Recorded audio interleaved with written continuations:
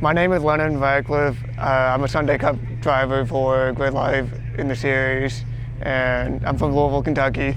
How did you get into racing and all this kind of stuff? So I think it started with Need for Speed. Back when I was a kid, my dad bought it for me one day out of happenstance.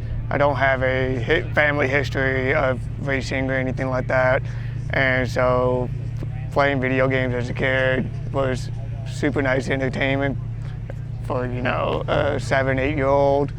And from there, I've always liked the idea of just pushing yourself and continuing to improve on your personal bests and things like that.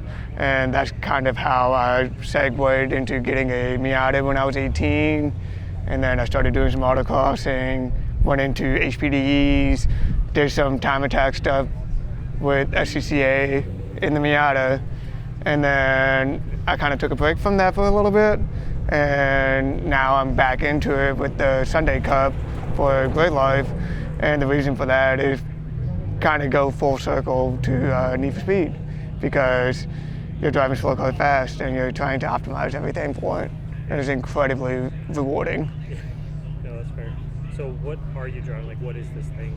So this is it turned into a pretty popular fan favorite car. It's a 2001 Toyota Corolla, and the reason why I chose this car is because everyone says it's a grandma car. No one really modifies it like the Honda community, and I really wanted to stand out from the crowd because the typical winners are your Honda Fits, Right. And over the years they've optimized that platform so well. And I just wanted to be unique, really, and just kind of get that publicity from that. Did you grow up around cars, or was Need for Speed kind of just the only thing that you had? I'd say it was a little bit of both. My dad likes cars, and I've been to some car shows when I was growing up, but it was mainly like the Need for Speed games. And once I did Need for Speed, it slowly progressed to Gran Turismo, Forza, and into like actual sims, iRacing, Assetto Corsa, and the list goes on. Yeah. What's your journey been like through Gridlife so far?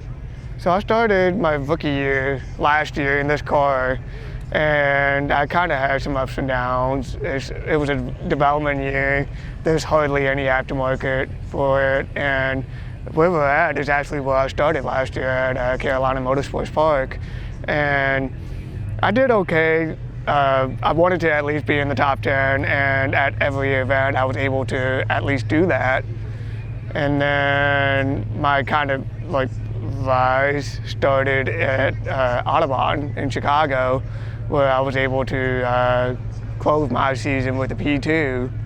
And so going over the winter, I kind of rode that personal high, and the rule changed a couple of things. I optimized the car even further and came into this year at CMP swinging. It didn't really last very long. Unfortunately, I did end up overpowered on the dyno, but it's been nice that people are starting to recognize the car. They're starting to recognize that it's a contender and probably a fan favorite underdog. Right. How has this weekend been for you so far, even with the DQ and all that? How's it been?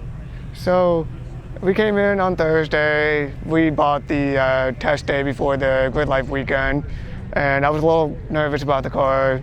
Wasn't quite sure what was going to happen. It was on a fresh alignment, fresh tune, and then I went out there on some fresh tires, and first session of the day already beat the class record unofficially, and it made me feel really confident, really strong in what to expect for the weekend. And as the weekend progressed, it started becoming a roller coaster ride. Saturday, I was top of the class, and then one session I had a power steering pump failure, and the closest parts store was about an hour and a half away.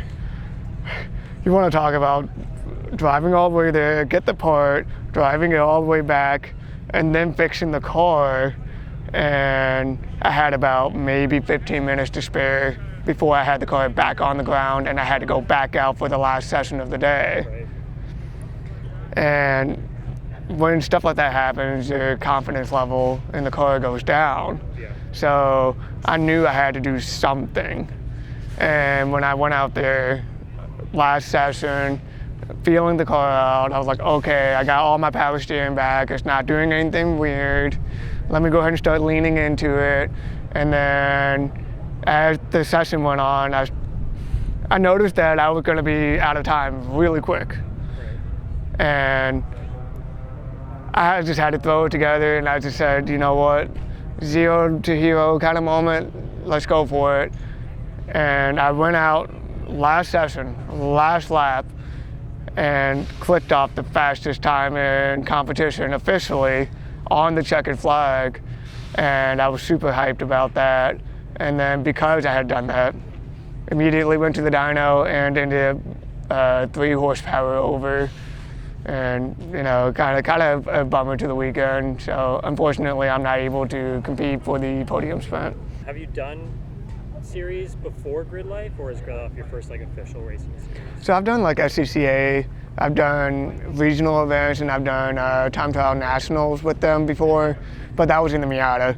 And so for the Corolla specifically, Gridlife is the only event that I've done competitively. What's your short-term or long-term goals with your car right now?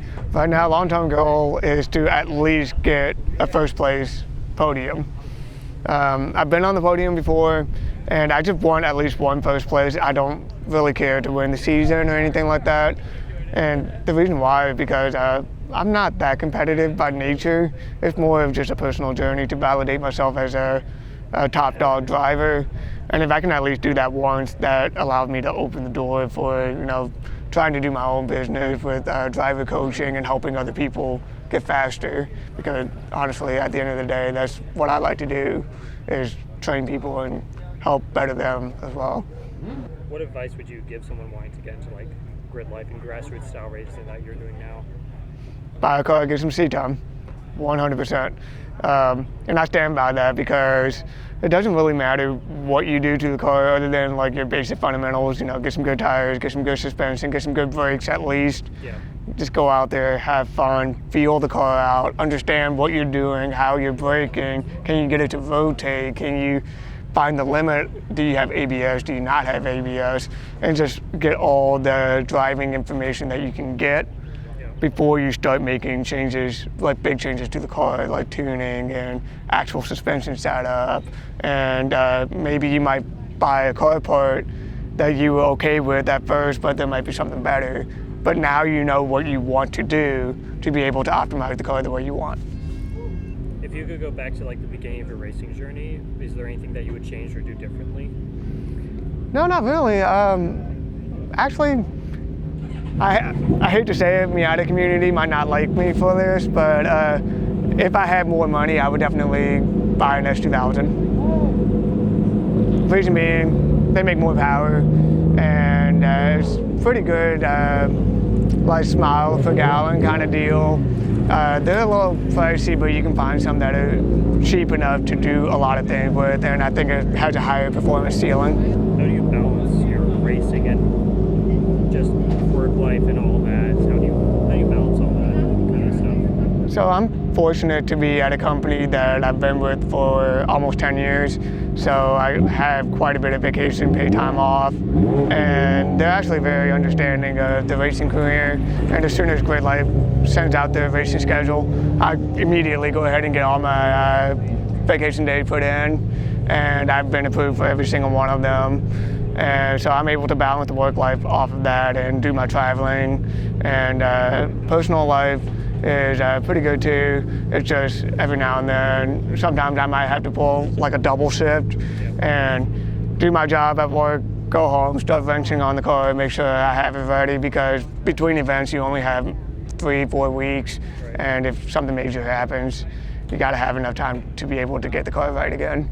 So overall, how would you say that? Are you happy with how this weekend has gone? Are you upset? What's your feeling on this weekend? I'll be honest, I am kind of bummed out. I'm not unhappy, that's for sure. I know that even with the disqualification and detuning the car and getting everything all straightened out, I did have the pace out there to be able to get back into the top 5 had it not been for some of the other stuff that have happened. So all I can do is just like learn from that and apply it to the next event at Vote Atlanta, sorry, and then just go from there and see if I can get back into that #1 position that I had, and just keep going from there. But the plus side of that, the car got a lot of attention, and I'm really happy that the platform is getting the attention that I think it should have. Right. Yeah, absolutely. Where can people find you if they want to follow you and all that kind of stuff? So I have a Instagram. It's Lennon RAD. That's the handle, and that's really the only social media I have. Like I have TikTok and Facebook, but that's more for like personal use only. And if I know you, then of course I'll be friends with you. But Instagram is where most of the content, generalized automotive content, is going to be at. Awesome. Yeah. Well, thanks for your time, Lennon. I really appreciate you sitting down and talking. I appreciate it. Yeah, of course. It was a pleasure talking to you. So hopefully I'll see you at the next events. Yeah.